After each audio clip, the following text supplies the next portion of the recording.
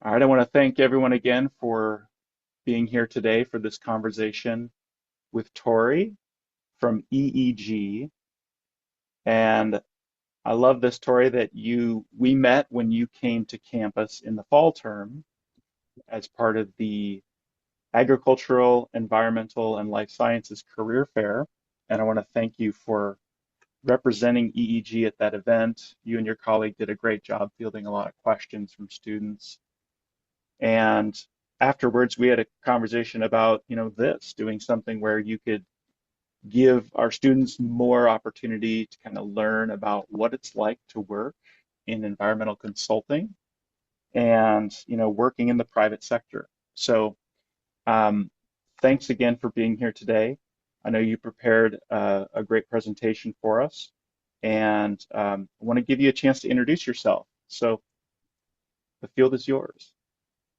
Yeah, first of all, go Beavs. My favorite thing Go to say, Beavs. especially in Southern Oregon. My name's Tori Gruenewald. I'm currently living in Grants Pass. It feels like at about the Eugene line, that's where there's less beeves and more ducks. So I feel like I'm proudly representing down here all the time. Yeah, I'm currently in Grants Pass. I'm going to kind of go through my slideshow. But I am an environmental compliance manager. I also do realty and permitting, kind of fell into it along the way in my career. And I work for a company called EEG. We are mainly supporting large utility companies on work that is, utilities, renewables, anything that, is bringing power, oil and gas, things like that. So it's been a great journey from like OSU to environmental compliance. I grew up in Klamath Falls and did like a lot of my peers did, where I moved either to OSU or Oregon State to go to school, and then up to Portland. Once in Portland, I guess I just figured I'd stay in Oregon forever. And so I was lucky enough to meet my husband at the time, and he was like, "Do you want to go travel to Georgia?" And I was kind of like, "What? I'm not leaving. That's crazy." So it has provided me a lot of opportunities in my career to be able to travel. And so I think first, just like opening your eyes to travel is super important. While I was in, while I was at Oregon State, I think initially I just got into a career path that I thought would work for me. So I do encourage that if you're halfway through your college career and you're not exactly just really jiving with the degree itself, to make sure and work with your advisor, because I think at some point I probably could have switched over to natural resources instead of completing my biology degree. But I did fully enjoy my time at Oregon State. I still have some great friends from there. And I just so glad that all of you are attending and online today. Um, so my career path is one you might not know about. Like I sure didn't. I think, when you start out as a little kid, you can be a doctor, a lawyer, a nurse, a teacher. There's very like narrowed career paths out there. And I think that's one of the things that I was so excited to meet a lot of you at the career fair. I was telling Fred, I'm not sure when I was in school if we had those, or maybe they weren't advertised. So you guys are all really lucky to have Fred on your team, because I found it super exciting to get to talk to all of you about my job. Because, like I said, I really had no idea it existed. So I currently work in environmental compliance, but a lot of our work is building the energy infrastructure, while preserving the environment. So since 2005, I've been in the same industry, traveling all over the country. I think we've been back and forth at least 2 trips. So we've basically been in 9 states and counting: Oregon, Washington, Montana, Idaho, California, Arizona, New Mexico, Georgia, and Utah. And those are just the ones I worked in. So not saying that those aren't other states I've been to, but I think it's this this whole United States is massive, and getting out there as much as you can, taking time to see it is really amazing because I think really I started to see that Georgia looks a lot like Oregon. It's just a little different. The trees are different. So, And um, Tori, did you yeah. work for EEG through all of that work travel? Yeah, I started out actually I started out when my husband and I moved for his job because he was a helicopter mechanic. We moved to Georgia for his work. He had just gotten out of the military. And so I actually applied for a job on the military base and started working as an environmental compliance person, which I really did not know what it was. And my boss was not a great mentor or trainer. So Hmm. kind of just like worked through that program. But getting to work on the military base was really exciting. And then that led directly into transmission line work. So pretty much since 2005, I have been working on transmission line projects or substation projects. And I definitely have worked for different companies. We used to do where you go and you work on the project. And then once the project's over, then you kind of, find someplace else. Where do you want to go next? But since 2019, I've been back with EEG and have felt very lucky to be here. So, Great. um, And I'm gonna put yeah. the URL to EEG in the chat right now, just to make sure that folks have a quick click there to get to the webpage. This the website has an amazing overview of projects that EEG has been engaged in and the variety of services they offer. And I think what an education just to spend time on the websites of companies like EEG to see the breadth of what they do, right? Um, so want to make sure folks take some time to actually review the website because companies are really communicating their value out to the world, and what a great way for you to learn about ways you could be involved in that work. Yeah, that's a great point, Fred. Almost every interview I do, uh, if you were getting points in an interview, if someone has said, I've reviewed the website or I've looked at your website and they kind of can um, like replay some of the projects that they've looked at, talk about where they see EEG's locations, anything that's like website related, then I know they're pretty excited, and it gets me more like, okay, well, that's a yes in that column that they took the time to do some of the research and review the website. So that's a Mhm. really great point. Thanks, Fred. And one other point I wanted to make sure at the front is it's not that EEG is hiring right now and this is part of a recruitment effort, right? Yeah. But you've given sort of your time today to help us learn more about what EEG does and how that makes sense for a lot of other companies that do similar work. So again, thank you, Tori, for sharing what you've got today. And yeah, we'll just keep diving in here. Yeah, perfect. One thing I've learned is environmental is kind of the network of the project. Everybody kind of has to come to you to talk about things. And so I feel like very early on, I became well-rounded in understanding like what construction needed. You're a requirement for the project. Environmental compliance is a requirement for the project. And so I feel like now, further along in my career, environmental has become much more of like a key personnel that it was, oh, well, we have to have this person on site. So I feel like that for me has been really exciting to see the industry kind of move into, as like maybe some of the older generation of construction workers are kind of moving out, the younger generation is coming in, and Mm. they want to be on the environmental side. They want to preserve things for their children. So it's been a cool kind of like revelation for me that as new people come in, the younger generation comes in, the more and more environmental has become, just important part of the project. And I'm part of, project meetings, scheduling. So that's what I was saying. Like environmental is like everybody's having to come to me to make sure that we're all connected. So like I said before, I work with power companies, construction crews, and project management to help them understand the regulatory requirements that are required for the project.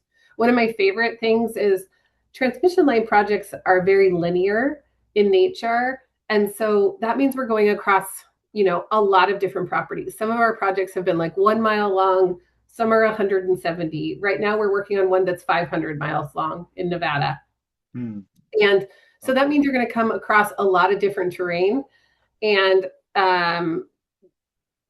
when you sign, it kind of feels silly sometimes that you sign up for this 150-foot width right of way, and all of a sudden you have all these rules that maybe the neighbor doesn't have, like we're crossing through an ag field or something like that. And so the farmer will have all this like track out mud to the road, and then I'm asking our construction crews to continually clean it up. And so really voicing to them that like once you sign up for the project, now this little strip, this thin strip that we're working on now has environmental regulations that are required by the state and the federal level. So sometimes I have to say, do it, as I say, not as the neighbor's doing. So, but So kind of want to you're go always ahead. making sure the guardrails are established as the project is moving along. Yeah, we're coloring within the lines. That's what I always say. Yep. I haven't gone as far as to like make everybody color within the lines on an actual paper, but I've almost gotten there a few times. So, kind of like Fred said, I've bebopped all over the country. We went from, I was working in the Portland area. That's where I met my husband. And then we went back for his job, which was a helicopter mechanic. And so we ended up in Georgia. Um, Georgia taught me how environmental regulations differ when you're 2,500 miles away from home. And surprisingly, I actually learned how to do stormwater in Georgia, and they had more regulations than Oregon did at that Hmm. time. So I feel like I kind of got this like training ground of how to do all these things. And then when I took it back west, everybody's like, whoa, whoa, whoa, we don't have to do all these things. But Georgia has got something that we don't have as much of, and they have very clay soils. So as the mountains erode, it's really like you hear about like the muddy waters. Every country song talks about the muddy waters of the southeast. And so every time it would rain, you could see exactly where our sedimentation that was leaving the site was going. So we they had environmental regulations. Every person on that site had to have some sort of certification to be working on there. So I feel like it was kind of my college, post college, like really made me have to do the most. And so then as I carried it through the rest of the United States, I could kind of taper down. Um, we stayed in Georgia from 2005 to 2011. We made it through the housing crisis. I don't know if some of you remember that, but in 2008, it was basically impossible to sell your house. So we became renters for over 10 years and finally sold it in 2020, which was very exciting. Our Wow. landlords, I should say. We became landlords for over 10 years. But then as we got really excited, there was an opportunity for us to move to Utah. Just so excited to be there. Also had some family there, so that made it a really great experience. That's been one thing about my job. I feel like I always, wherever I'm going, I always have a friend or family or somebody nearby that I can go see. So it feels like I've reconnected with different people in my family or friends throughout the years just because of where we lived. We were in Utah working on some amazing projects, and I'll kind of go over those in just a little bit. And then we had spent enough time in Utah where I was like, I just want to go be someplace where I can throw seeds out and it can regrow themselves instead of trying to protect them from the elements. So we got to move back to Oregon and Washington, and I was so happy to come back here because you don't realize growing up in the area just how important it is to pronounce Willamette, Yeah. or when I was living in different areas in Utah, and some of you are probably from Utah, I kept calling it's the Wasatch Front, and I kept calling it the Wasatch Front or something like that. So it's amazing that when you do get back home, you get to bring like your value, your roots back with you. So um, I do feel like once we got to be, while I was so glad for our time, the 10 years that we spent traveling around, I was so happy to come home. There's a Um, mentor that I had who said to me, "You can live anywhere for a year, And the point being, as you start in your early in your career, the willingness to move wherever is possible for employment is very good for us for flexibility. It sounds like for you to move to Georgia was maybe not your first choice, but reflecting back, it was a of great value to you. Yeah, it was, I mean, really exciting. It was a time for me to just, and even if you're not moving with like a partner or a spouse or even with a friend, these jobs are crazy because they become little cities wherever you go, and you make friends at work. It's crazy. It's kind of, you just kind of make these little cities wherever you go, and so you can everybody's staying in campers and you just kind of become friends so fast. It's like a little, you know, group all together. So, um, kind of wanted to go into my career wows, things that like wowed me. Like I did not think that I would be flying in a helicopter to work every morning. So I was working in Utah and we had this area that was over the BLM. It was a burn scar area, but it was still considered an area where they didn't want us to have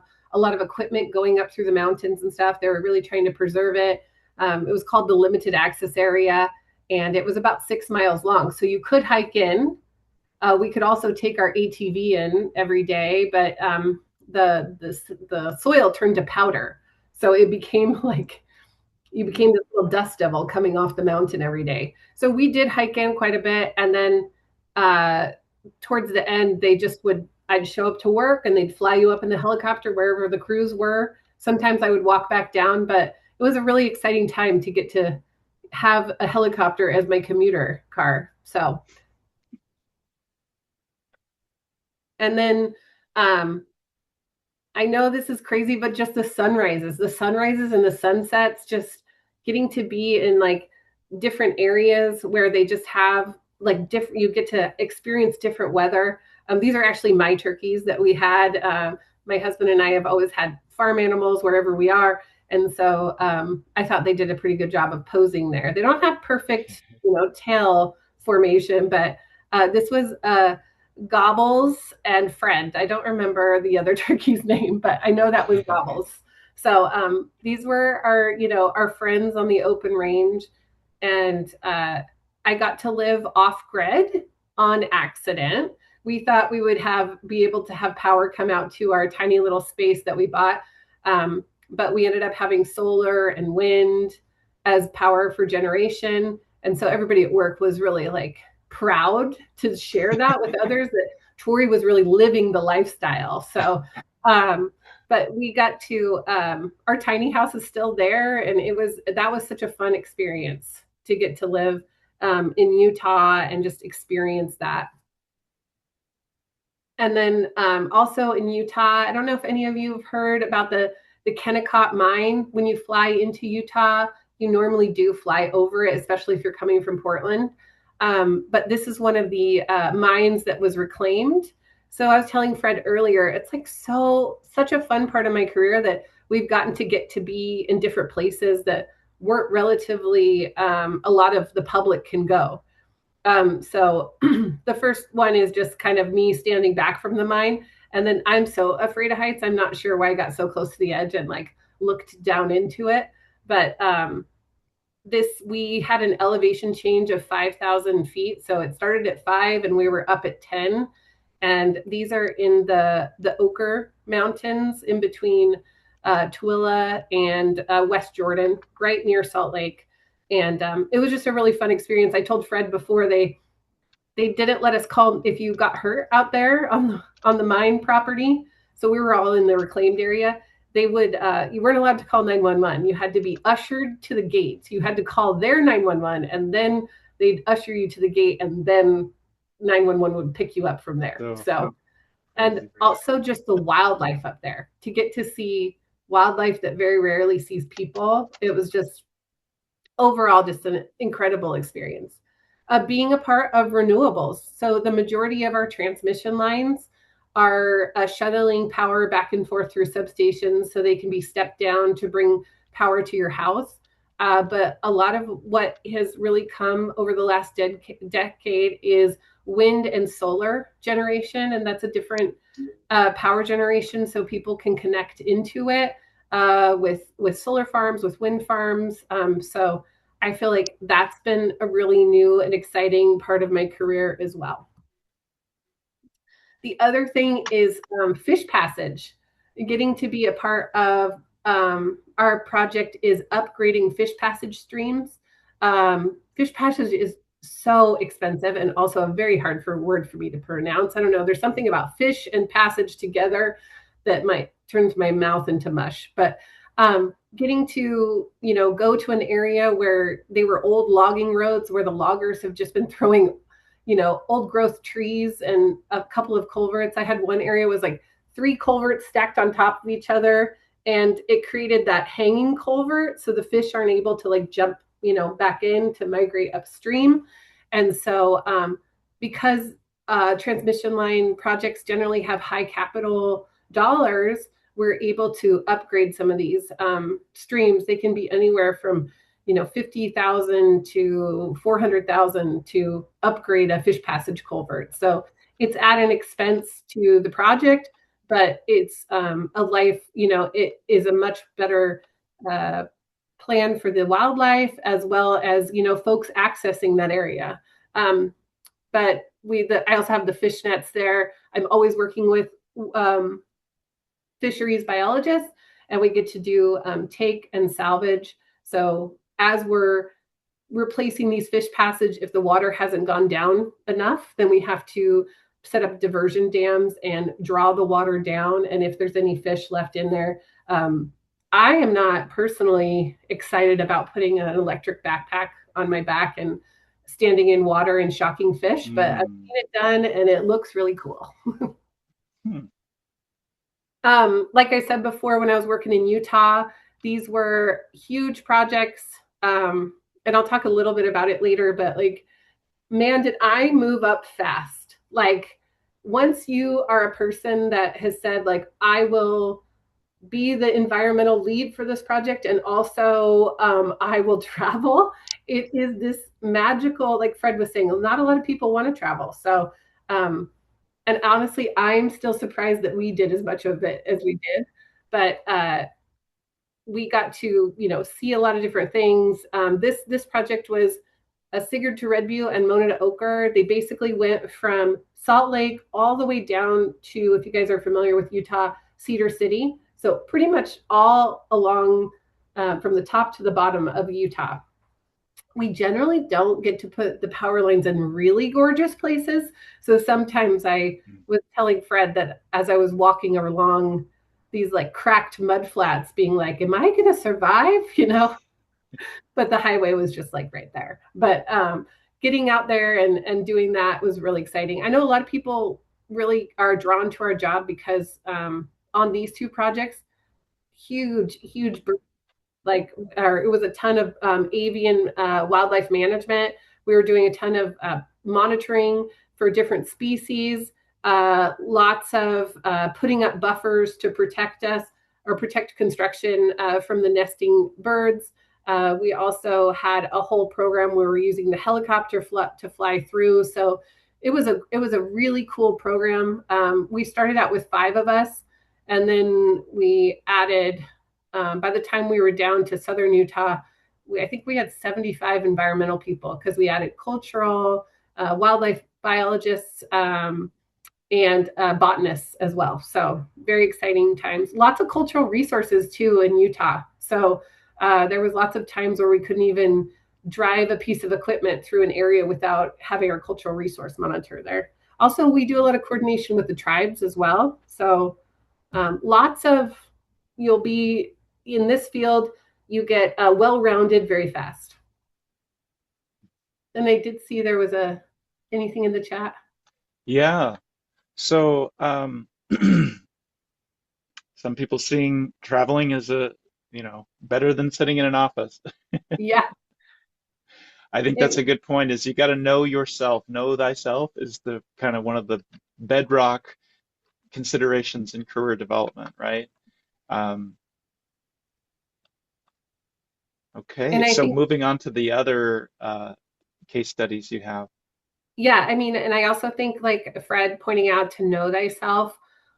I don't know if can tell by the presentation I'm giving so far. I am a very chitty chatty person, and I do enjoy being around people. So that there is like a wide spectrum of people that do this work, but kind of to be in my position, I do have to. You kind of have to be. Um, that's something you enjoy. I feel like me being also like a type B person, where I'm like okay with kind of chaos and doing a million different things during the day. I know some of my friends that are a little bit more rigid. They'd like to start the day with A and end the day with C. And that is, I always end at C, but how I got there could have been like, all over the place. So knowing what works best for you is really important, but I think you're going to have to almost like sample it like a buffet. You have to kind of try things to know if they're going to work for you. I know cultural resources, people really enjoy that field because they don't have a lot of interaction with the construction crews and the construction team. They're very protected because of the nature of their work. Wildlife biology also can be, you can be on a construction project or you can be doing pre-construction surveys, which is a little bit more of a lone wolf kind of situation. So, um, also, I didn't get to go to New Mexico, but I worked on the Arizona and the California projects. We had over 700 permits that we had to do for construction permitting. Um, it is kind of crazy how the environmental, because of your college education, you they start being like, oh, can you also write the safety plan? Because you've learned how to write. You're an educated human, and so there's a lot of folks that are have been in the construction field and that's not normally like their wheelhouse. So I feel like we've gotten brought in to do a lot of things that are possibly not of an environmental nature, but again, it keeps me well rounded. So I've really enjoyed that. But getting to work in Arizona, California, any of those larger states has been really exciting. We are currently working on, like I said, a Nevada project that goes from Las Vegas to Reno and then over to Ely. So that one is wild. I think we're going to have 75 environmental monitors when we ramp up, and 20 of those are tortoise monitors. So Hmm. I don't know if anybody has done any or knows about tortoise monitoring, but you have to get approved to go to a class. So you have to have a degree, you have to have some experience. And then basically, if there's a tortoise in the work area, we have to stop, we have to call that monitor in, and they have to either help you kind of guide the tortoise, and you know how slow they move. So there are certain ways that you can pick them up. The really important is for them to not lose their fluids while you're doing that. So it's there's a lot of training that goes into even like you can be at my level, but then you can even specialize further. So we have a lot of people that are just specialized to monitored for the yellow-billed cuckoo or the marbled murrelet, or some of the more ESA specific species.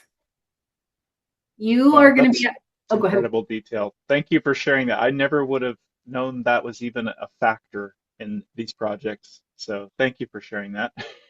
Yeah, and the cool thing about coming to be in the private sector is there's going to be a little bit more funds for you to get the equipment you need to do your job. We you always get a brand new vehicle with us, and those are generally like F-150s. You can drive that to and from work, so that you're not feeling like you have to put a lot of miles on your personal vehicle. And there's funds for you to get the training. So I know a lot of people in the wildlife biology field are kind of drawn to this because they can use the time with us to get very educated, get some certificates, things like that are a little bit more costly. So Hmm. and I said this a lot during the career fair. It is not going to hurt our feelings if come and work on a project, come and apply to any of our jobs that we have available, and you come and the project's a year or 2 years, and after that you decide it's not for you. That does not hurt our feelings. So we know that this is intense work, and my personally, I would sign up for about a project that was about 2 years long, and then I would take a break. And like Fred said, I wouldn't work for other consulting companies where it was like a little less arduous, because you are getting up at like 6 in the morning and potentially working until 5 o'clock at night, Monday through Friday, sometimes Saturdays as well. So it is a lot of work. So that kind of brings me to safety. A high safety rating and environmental rating is really good for the people and the environment, as well as the company. So it is a key pillar for us that we have a high safety rating and that we are respected in the field for with related to the BLM, to the Forest Service, to Fish and Wildlife. If they hear EEG, generally know that we're going to do our very best to protect the environment while we're out there doing our work. Also, safety is very important for us. So we have safety, you'll get safety training, you get safety protocol. It's to keep you safe so that as you're sorry, I lost my word. As you're working with the construction crews, you know how to approach somebody who's on a piece of equipment. You know how to stay out of the way. They call it the bite, stay out of the bite. So if you imagine anywhere where you could get pinched. So like if somebody's operating an excavator, you're not going to want to walk up and look directly under that unless you have like full eye contact with the operator. And so we provide all that training. We do OSHA 10-hour training, HAZWOPER training, which is spill response training. So safety is a key pillar for our program. Also, one of the other things that comes out of it is we have this, it's kind of silly, but we all group up in the morning at our tailboards, which is like our tailboards are when we all meet in the morning, and they call them a tailboard because normally you'd put your tailgate down of your truck and then everybody would right on that. But we do a lot of that. And one of the items is we do a bend and stretch program where everybody is, they've shown that it can reduce workplace injuries by 30% by just stretching in the morning. And I am generally in good shape and can touch my toes, but we have a lot of folks that are in the industry that cannot touch their toes. And by the end of the project, you watch them get excited because they can, stretch further than they did before. So kind of a little silly side note on that. Mm-hmm. Like I said, EEG is a full service environmental consulting firm. I talked a lot with Fred that if we do have any open positions, we'll be posting them to the OSU job board. There's also, I can also provide other links of where to look for jobs. I don't know if it's appropriate to talk about TAMU, which is the Texas A&M job board. That's where a lot of wildlife biologists get work and things like that. Yeah, we link to those boards in a newsletter I send out each week for sure. I wanted to make sure it wasn't a competition. So whatever helps the students is all I care about. Okay, good. We have, if you look, our company started out as it was called Meslanka. It got bought by a company called Infrasource. Infrasource got bought by Quanta, which is also a larger entity in the field. And then the folks that started my company started a new company called ECSource. And ECSource got bought by Mastech, which feels like it happens a lot. So sometimes, even though we're operating as an LLC and it feels like a mom and pop shop, we have the protection of a large corporation. So I kind of feel like it's the best of both worlds. There's always work. So EEG is up there in the corner of that slide. We support all of these companies in our power delivery groups. These like our major projects. These are the big ones. So maybe if ECSource doesn't generally have work, the rest of these we can look to, and they're supporting us as well. So it's been really fun to be a part of that. Also, when you're kind of doing your job search, like know thyself, going back to that, do you want to work for a large corporation? Do you want to work for a mom and pop? Also, as a wildlife biologist and in the environmental compliance field, you can work for yourself. You can start your own company as an LLC and kind of farm yourself out to other, like we have people that come and do subcontracting work for us. And the benefit of that to us is that we don't have to keep that person fully busy throughout the year. Maybe we just bring them on for part-time work. So there's 3 ways that you can, make that work. But I don't know if any of you have thought about kind of going out on your own. And I think that is definitely another way to make this business of earning money work for you. Um, we have everywhere where there's a green dot. I don't know if you can see the slide very well, but that we've had projects there. So there's, it feels like we have projects all over the country. We feel very busy. We just picked up a project in California. We're going to be building 2 substations in San Jose. So that's exciting, fun stuff. The little cluster in the upper hand left are all my projects because I'm specifically in the Pacific Northwest region. We do, like I talked about already, we do environmental compliance, environmental plan, and permitting. I remember looking at jobs being like, I'm going to be an environmental planner, not really knowing what that meant, but it sounded cool, and it was in the guise of environmental consulting. And environmental, planning and permitting, you don't necessarily need like this big certification. It's just writing plans in support of permits. So you guys are writing documents for different classes that you're doing. That's just preparing you for this kind of work. Wildlife biology, feasibility studies, pre-construction. We do a lot of community involvement.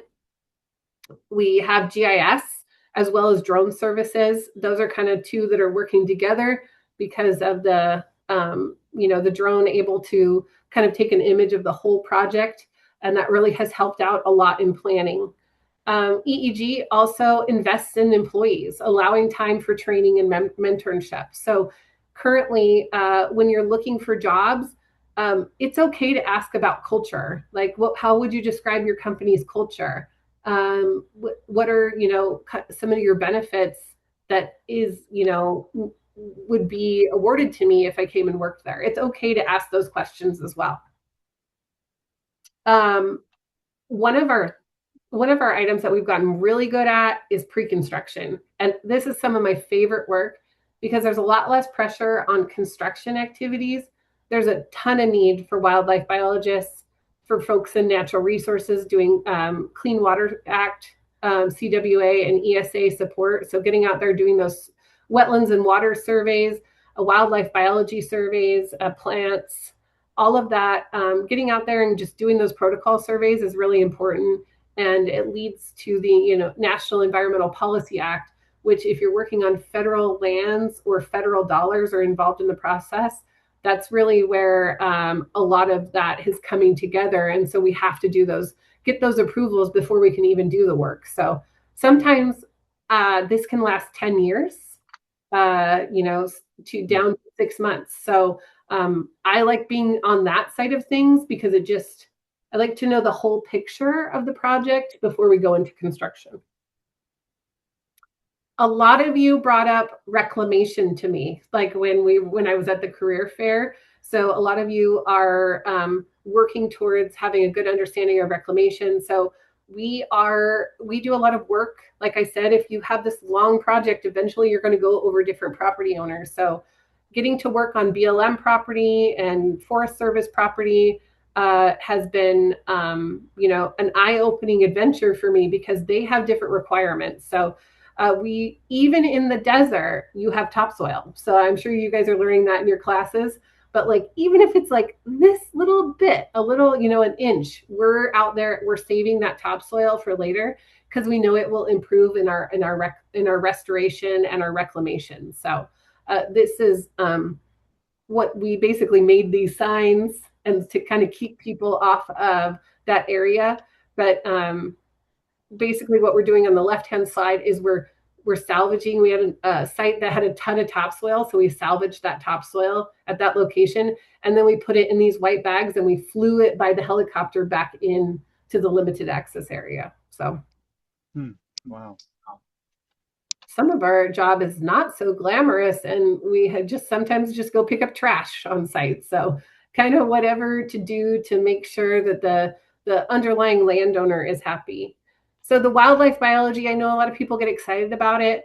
I mean, you're going out looking at the different, Intermountain West, different species that are out there, um, and always getting excited when we get to come across like some water when you're in those very arid areas. I remember telling somebody I truly felt like a fish out of water when I was in Utah.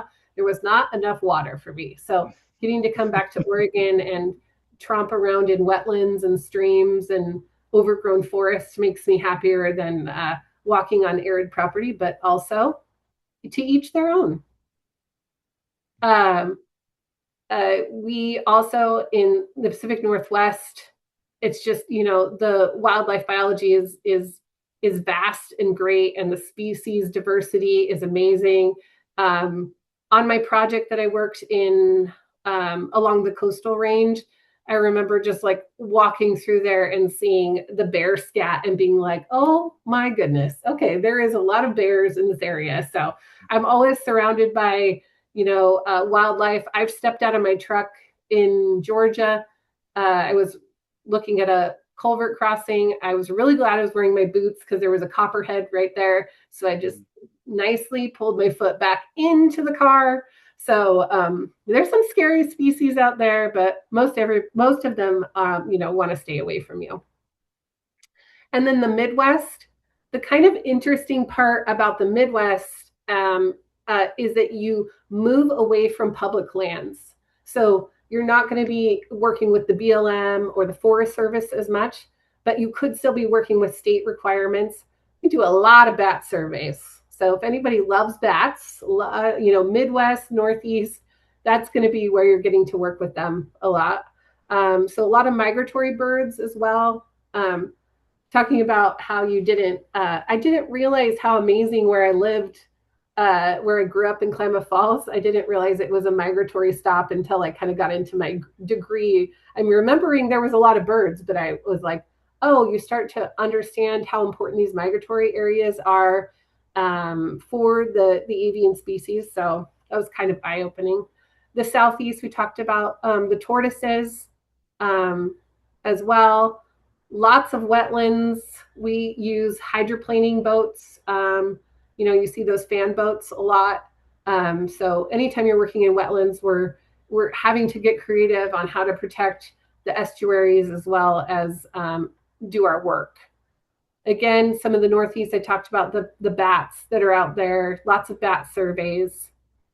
GIS, a lot of you asked me about GIS. We have a huge GIS program, and it feels huge to me because it was just Steve, and now we have 10 folks. We call them the drone boys because they've all gotten their FAA licenses, and I imagine they're like Top Gun walking with their drones, and their aviator sunglasses operating the drones, and giving us just some of the best overhead imagery I've ever seen. We also use data collection. We're using Trembles to prepare and make maps for the client, which is very exciting part of our program. I use it so much. I have these like website portals. I'm such a visual person that it helps me so much understand where our planning is going to be. Like I talked about drone services, so showing that high resolution imagery, it's crazy. You can zoom into a rock. So I know you guys, use Google Earth Pro, any of those things, but when you're actually getting to use an actual drone, it takes imagery. You can zoom in. It's incredible. And so that's only going to be, improving with the technology shift that we're having. But that's been a really exciting last 5 years of our program and growing that specifically. These are just some of the different types of drones we use in our fleet. I like that we call it a fleet too. Ruts and peaks of my job is lots of driving. Field work requires reporting. So also understanding what type of person you are. So taking notes or trying to fill the reports out in the field, it makes for a long day. So fast paced, like I said, you could start out and they're like, Tori, can you go to structure 1 and check on this? And then you'll get a call on the way there, and there's a spill to clean up. So kind of some of those things where it's fast paced, it's moving, different tasks throughout the day. Peaks, never a dull moment. Seeing lots of different parts of the U.S., very well rounded, and the people I've met. So I'm still, friends with some of them on social media. So it's exciting to get to see. I have gotten to keep all those memories with me of all the fun we've had in the field. Um, and beyond the job, moving can be scary, but it opens up doors you didn't know existed. I do not think that I would have had my job if I wouldn't have moved to Georgia. So, um, and then just making ourselves available for travel. Um, I did personally take a lot of projects that were long term so that we could actually move there, get a house, live there. But those were generally like a year to 2 years. But you can live in a camper if that excites you. I mean, van life is a real thing in the United States, and I feel like they're coming down in price a little bit more. But getting to be as mobile as possible is really exciting. I like the idea when we have our camper that my toothbrush is just staying in one place. I'm not having to schlep my stuff to all the different hotels. Also points, if you're staying in a lot of hotels, you do get a lot of points, which means you get free hotel stays for vacations. Our company finds it to be very important for you to take your PTO and your time off. We get, so also when you're interviewing, asking about the culture, asking about, is time off encouraged?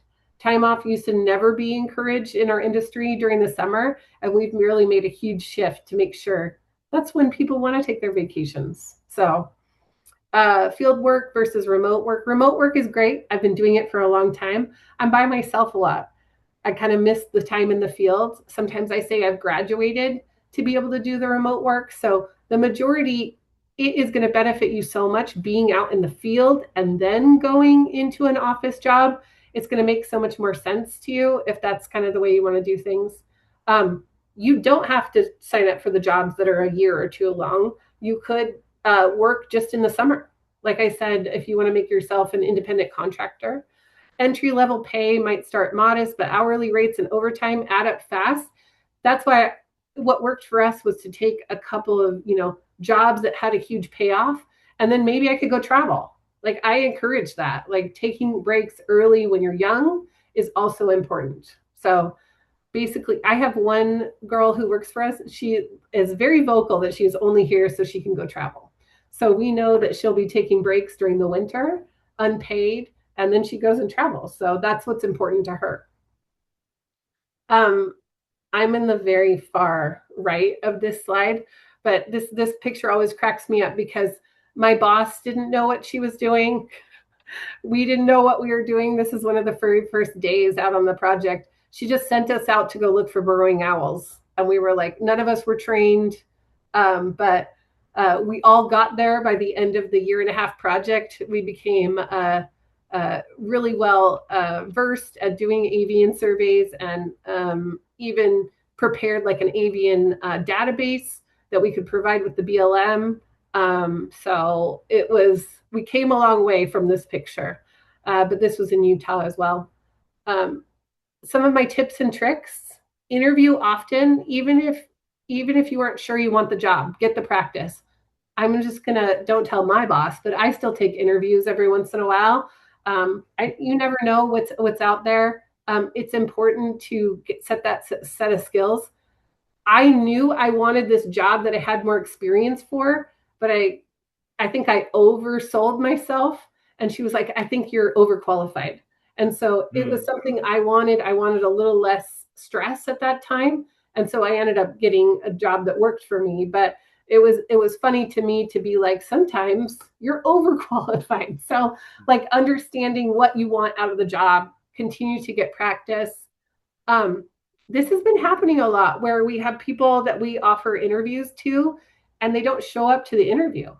So I'm just saying, if you do that too often to employers, you will get, our industry is very small. And like, I already have some people that I wouldn't ask back to work with us because some of their, communication wasn't great. But follow through with the interview if you're invited, and you never know what opportunity it can lead to. So even yesterday, I had gotten a call that somebody had asked if I wanted to come work on their project. I knew I wasn't going to do it, but it's also connecting with an old employer and or an old somebody, a coworker, and it led to potentially we could provide them some consulting services. And Mhm. so even though I knew I wasn't gonna, I could have just not called him back because I knew what he was calling for, but it led to something else. So a lot of business development happens that way. Um, Attitude, your manager doesn't need to know how you feel about something. I learned a lot from the service industry that there is the front of house and there's the back of house. And not that I want you to go to work feeling like you have to be fake all the time, but the way you behave in the back of the house with your friends while the food's being prepared is different than how you present yourself to the customer. And so people don't need to know your next move. You are allowed to keep that to yourself. And I would even recommend that you don't even tell your coworkers, because sometimes that can get out if you're feeling unhappy or if you're feeling like you want to move jobs. Sometimes you feel like you can trust everybody at work, but maybe keep some stuff to yourself. So you don't really want people to know your next move, even if you are leaving. Try to give 2 weeks. 2 weeks is still a professional amount of time. Self-worth, never undervalue your skills. A degree related in the sciences can get you in the door. It doesn't have to be specific. When you apply to jobs, I'm sure you guys are already doing that. Take the key words from the job description and incorporate them into your resume. So as AI evolves, people are going to just start scanning resumes in there and see if any of the key points are drawn out while HR is looking. Um, Being mobile helped me move up in the company a lot faster than if I was at a traditional company.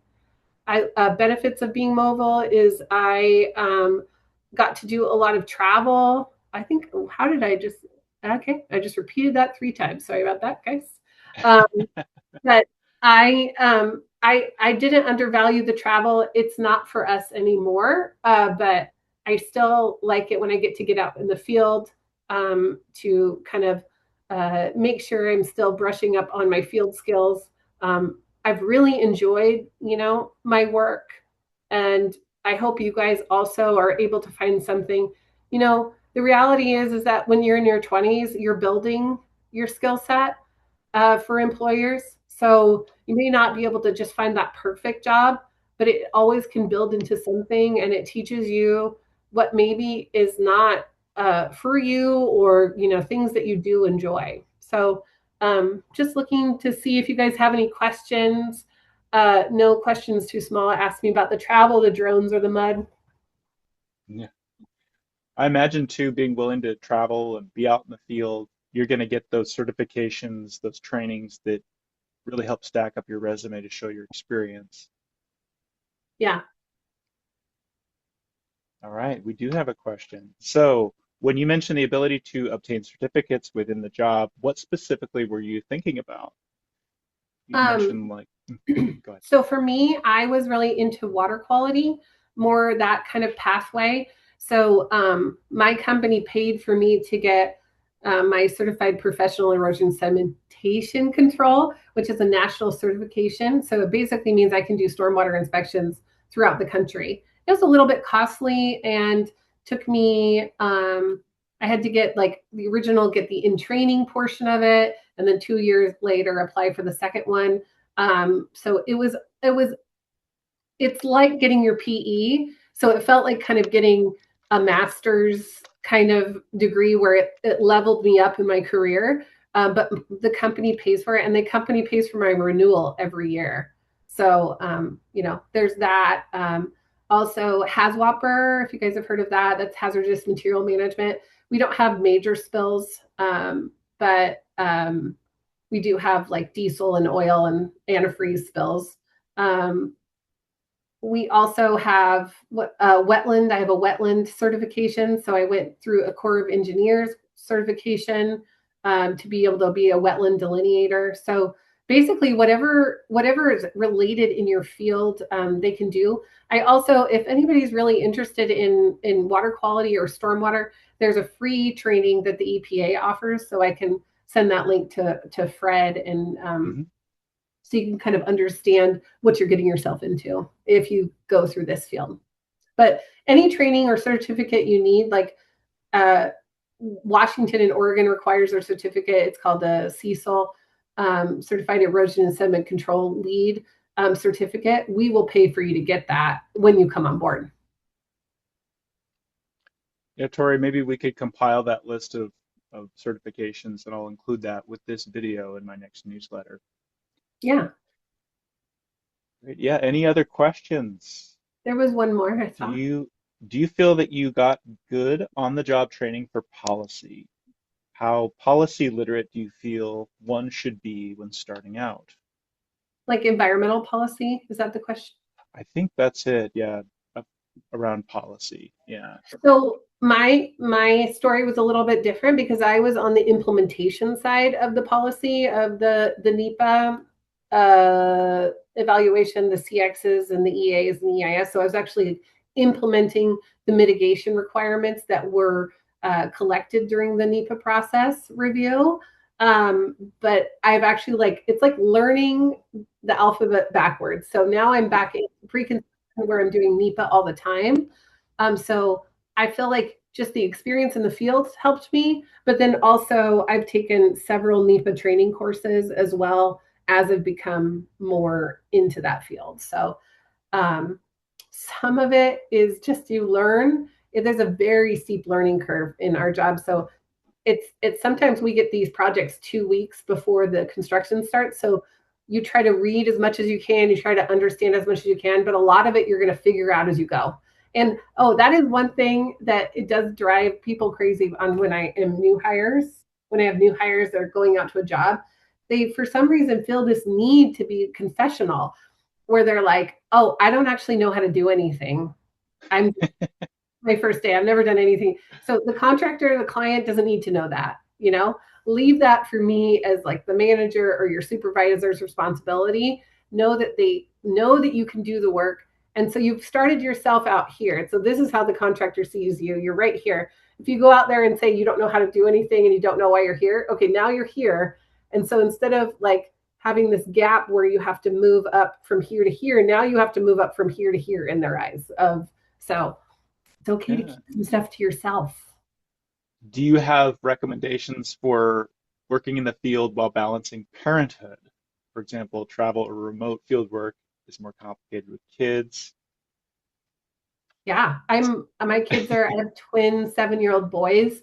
And so they will always say there's never a good time to have kids, but you just kind of make it work. For me personally, it was okay because I didn't when we were traveling, I did not have kids. So we waited until after to have kids until we were kind of like more stationary. But on these larger projects where you're, showing up in one location and they're longevity ones, those are very easy to have kids because you're getting to come home every night to your house with your family. So that made it easy for me because I got to travel with my spouse. Mhm.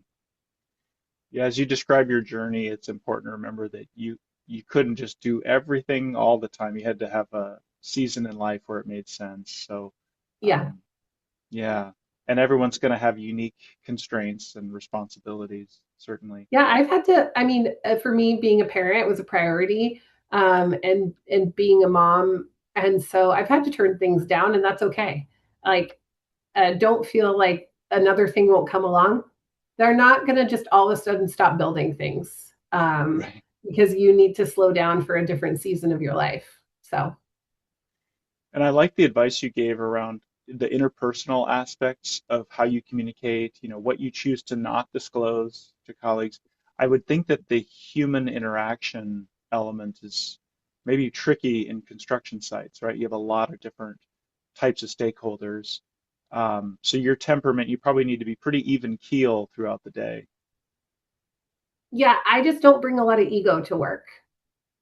Um, I understand currently right now I got maybe not very nice email back from the county, and I understand she's just doing her job and I'm just doing mine. And so I know that we will figure out a solution but there's still sometimes like where I'm like, ooh, that hit me. But I try just to like, operate on that front of house, back of house kind of mentality where I have some mentors and folks that I can talk to where I can completely unravel. And those are my safety people. And then I have people where maybe they don't get to hear all the things. So Mhm. Well, this has been really great, Tori, and we're over time. I did put your contact information in the chat for folks to reach out. And any other final comments as we wrap up today?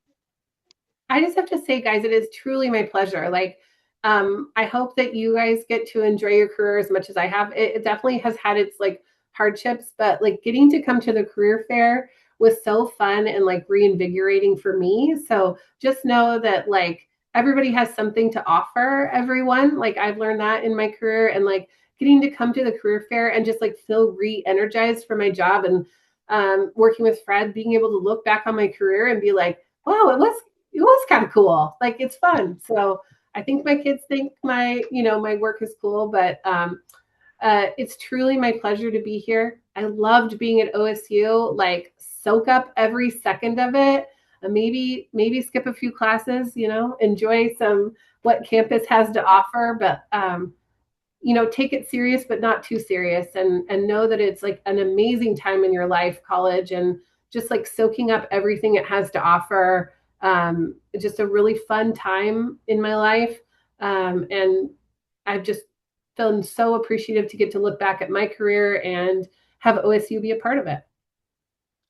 That's fantastic. Well, thanks again, Tori. And you might be getting some emails from OSU Beavers who want to learn more from you. And thanks for being willing to do that. Yeah, thank you guys so much. All right. Thanks everyone for joining us. And please feel free to reach out to Tori and or myself as you continue to explore career, happy career building, and have a great rest of your Thursday. Bye-bye. Bye.